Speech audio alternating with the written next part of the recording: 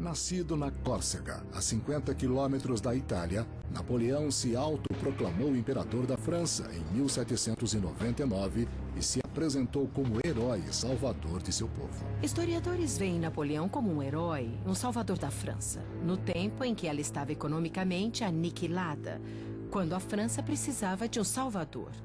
Ele veio como um falso messias, alguém que dominou a população inteira e coroou a si mesmo.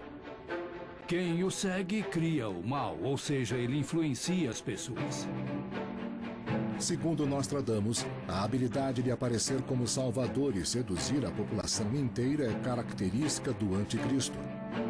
Mas para os intérpretes das profecias, há mais indícios que mostram que Napoleão foi o primeiro anticristo. É inclusive o aviso velado de Nostradamus a um papa católico sobre a aproximação do perigo. Cuidado ao aproximar-te da cidade que 2 rios banham. Teu sangue perto de lá irá jorrar. De fato, Napoleão reteve o Papa Pio VI na cidade de Valença, onde ele morreu mais tarde, vomitando sangue no mês de agosto. E Valença está na confluência de 2 rios. Seguidores do vidente dizem que até contemporâneos de Napoleão viram a semelhança do imperador com os escritos de Nostradamus. Várias profecias nos versos de Nostradamus foram aplicadas a Napoleão em seu próprio tempo. Uma, por exemplo, diante do nome nunca usado por outro rei francês, quer dizer, ninguém mais se chamou Napoleão na monarquia francesa e não era o nome da ex-dinastia governante dos Bourbon. Raio algum foi tão devastador, estremecem Itália, Espanha e Inglaterra. Todas terras invadidas ou atacadas por Napoleão. Esse tipo de profecia foi facilmente associada a ele. Mas acredita-se que talvez o caos e o derramamento de sangue trazidos em nome de Napoleão o qualificam como o anticristo. Nostradamus parece esclarecer que o presumido primeiro anticristo também seria imerso em sangue. Ele é menos príncipe do que carniceiro. Certamente Napoleão foi responsável pela morte de muita gente. Quando invadiu a Rússia em 1812, seu exército começou com 600 mil homens e, quando voltou derrotado, estava com 18 mil. Ele é o primeiro anticristo, porque uma característica comum a eles é o grande derramamento de sangue. E houve um grande derramamento de sangue com Napoleão. Napoleão foi responsável pela morte de 3,5 milhões de pessoas, mais do que qualquer ser humano até ali. E por isso, muitos concluem que ele cabe na descrição do primeiro anticristo. Adiante, a quadra diz. As forças foram longe demais pelo vento norte. Até a derrota, depois de ir longe demais na Rússia, o vento norte parece estar citada nas quadras de Nostradamus. Teria o próprio Napoleão acreditado ser o anticristo que Nostradamus profetizou? Evidências indicam que o imperador leu seus escritos. Napoleão possuía uma coleção das profecias de Nostradamus em sua cabeceira. Infelizmente, eram falsas. Na virada do século XIX, Napoleão ordenou um genocídio na colônia francesa do Haiti. Suas tropas chacinaram pelo menos 100 mil escravos, envenenando alguns com gás de óxido de enxofre nos porões de navios franceses.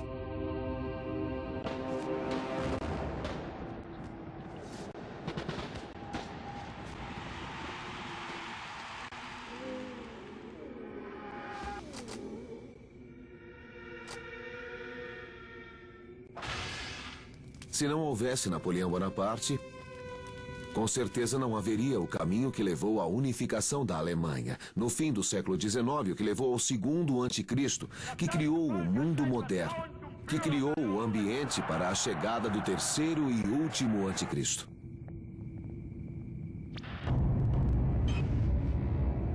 Não há dúvida de que o rastro de sofrimento deixado por Napoleão faz dele um dos monstros da história. E, a se acreditar na profecia, mais do que um monstro, ele foi o primeiro anticristo profetizado por Nostradamus. Há mesmo múltiplas referências a Napoleão em Nostradamus. Serão elas mais do que coincidências? E quais são os elos entre Napoleão e o segundo presumido anticristo Adolf Hitler? Poderão esses elos nos levar a identificar o terceiro anticristo?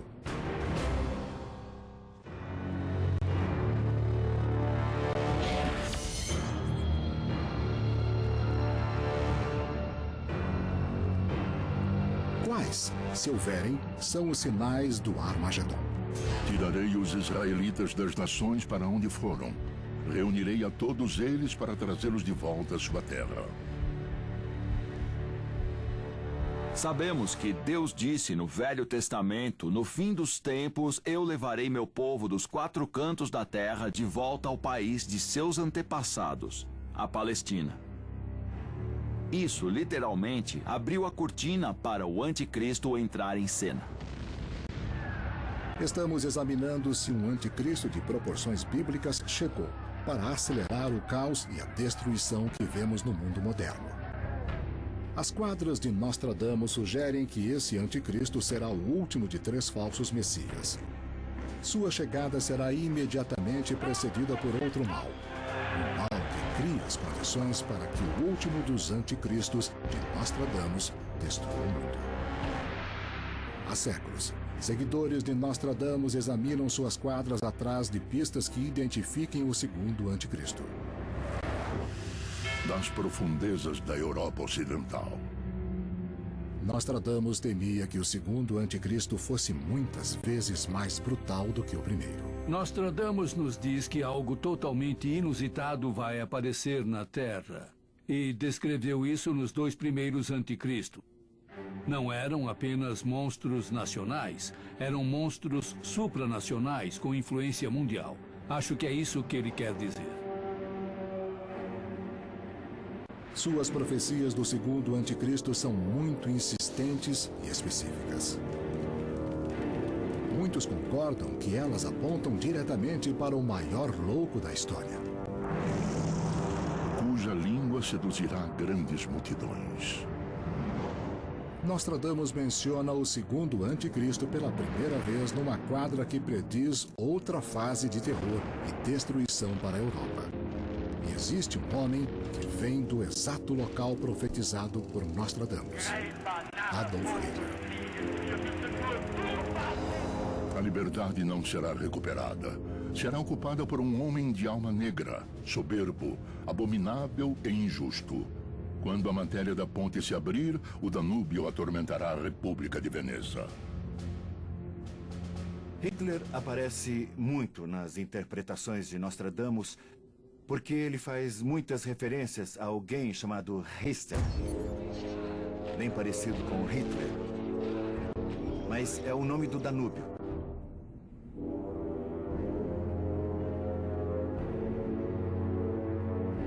Hitler nasceu na Áustria e o principal rio da Áustria é o Danúbio. Por outro lado, no tempo de Hitler, as pessoas logo associaram um nome ao outro. Além disso, Magda Goebbels, que era esposa do ministro da propaganda de Hitler, Joseph Goebbels, que se interessava por ocultismo, leu essas coisas e achou que deveria se tratar de Hitler. Não foi só ela.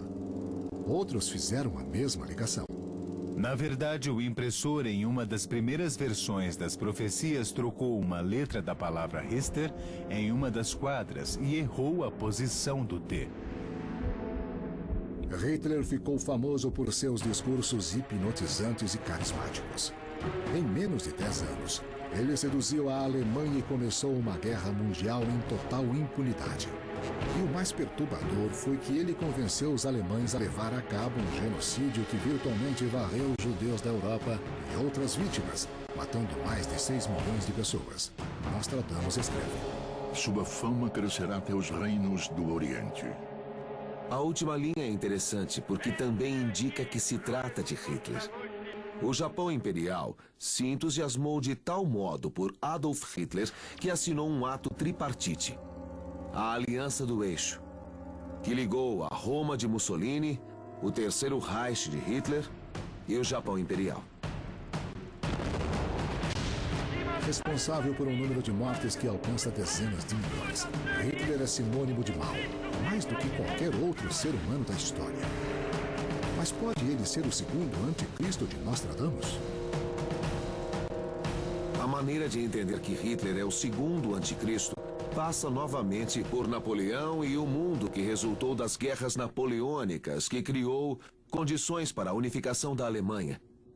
O segundo Reich, que levou à criação do terceiro, por Adolf Hitler. E desta forma temos o elo entre o segundo e o terceiro.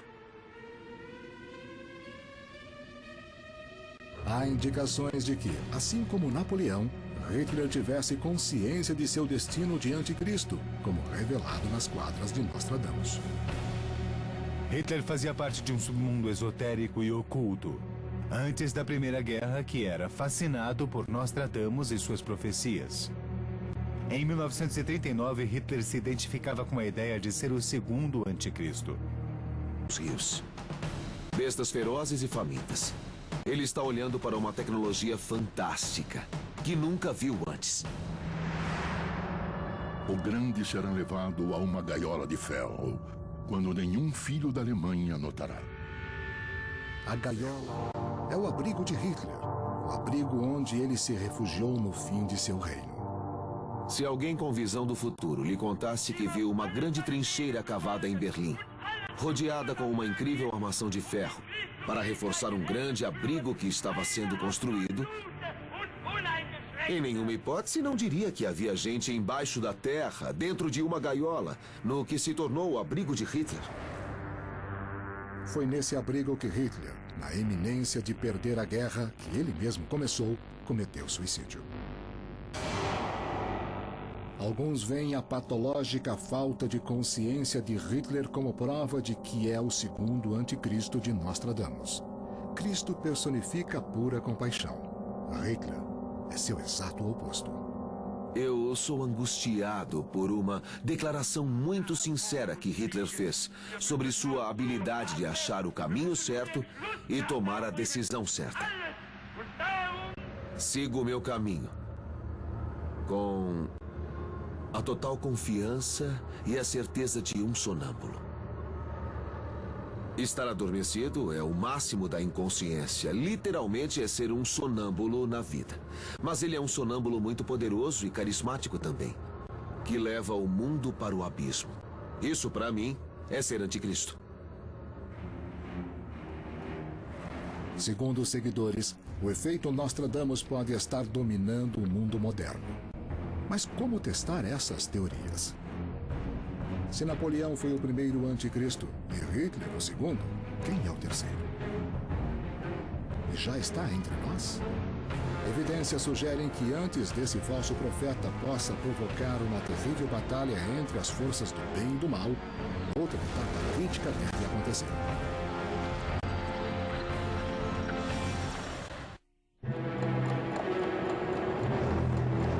As profecias de Nostradamus sugerem que um terceiro falso Messias, um novo anticristo, pode aparecer em nosso tempo. Alguns creem que essa profecia apareceu no livro das Revelações. O texto bíblico relata que um pretenso Salvador vai criar as condições para o Armagedon. De onde pensam que o terceiro anticristo vai aparecer? Será o turbulento Oriente Próximo, no Iraque, no Irã? Ou pode aparecer em regiões desesperadas da África? Alguns acham que ele pode emergir de um governo superpoderoso, como o dos Estados Unidos. Eu acho que o mundo já está se preparando para ele entrar em cena.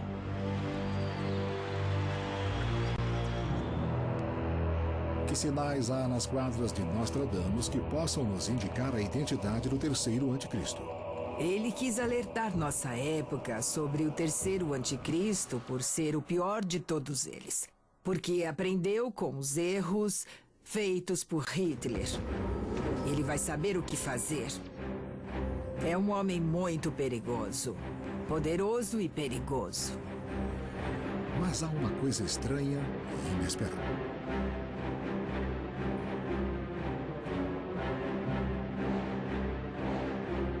Homens extremamente perigosos que anunciarão sua chegada. Nostradamus parece sugerir isso em uma obscura palavra. o chefe de Londres pelo Reino da América, na ilha da Escócia bloqueados pelo gelo. O rei e Reb verão um anticristo tão falso que acabará por colocar a todos na guerra.